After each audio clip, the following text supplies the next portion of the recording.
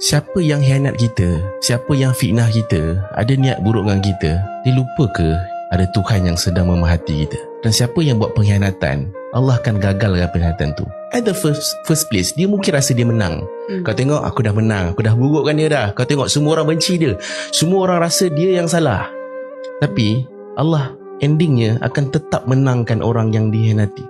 Pengkhianatan, keburukan, fitnah, dia takkan pernah menang. Allah sentiasa akan menangkan orang yang berada di pihak yang betul.